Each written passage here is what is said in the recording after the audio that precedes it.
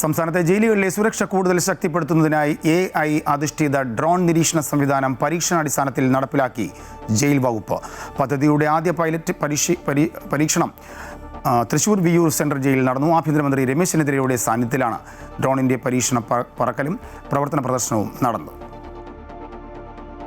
ജയിലിനകത്തും പരിസര പ്രദേശങ്ങളിലുമുള്ള നിരീക്ഷണം കൂടുതൽ കാര്യക്ഷമമാക്കുന്നതിനാണ് പുതിയ സാങ്കേതികവിദ്യ ഉപയോഗിക്കുന്നത്.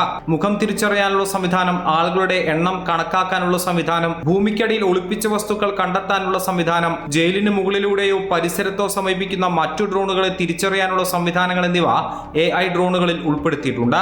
ജയിൽ ചാട്ട ശ്രമങ്ങൾ തടയുന്നതിനോടൊപ്പം ജയിലിന്റെ മുഴുവൻ പരിസരവും തുടർച്ചയായി നിരീക്ഷിക്കാൻ ഈ സംവിധാനം സഹായകമാകുമെന്നാണ് ജയിൽ വകുപ്പിന്റെ വിലയിരുത്തൽ. Federation of aerospace engineers and robotic inventions എന്ന സാങ്കേതിക സംഘടനയുടെ സഹായത്തോടെയാണ് ഡ്രോണുകൾ വികസിപ്പിച്ചിരിക്കുന്നത്. ശബരിമല ഉൾപ്പെടെയുള്ള മേഖലകളിലും ഇവരുടെ ഡ്രോണുകൾ നിലവിൽ ഉപയോഗിക്കുന്നുണ്ടെന്നും Kerala prisons and correctional services director general S. Sreejith പറഞ്ഞു. ജയിൽ വകുപ്പുമായിട്ട് പൂർണ്ണമായി സഹകരിച്ച് ശബരിമലയിൽ അവരുടെ ഡ്രോൺസ് നമ്മൾ ഉപയോഗിക്കുന്നുണ്ട്.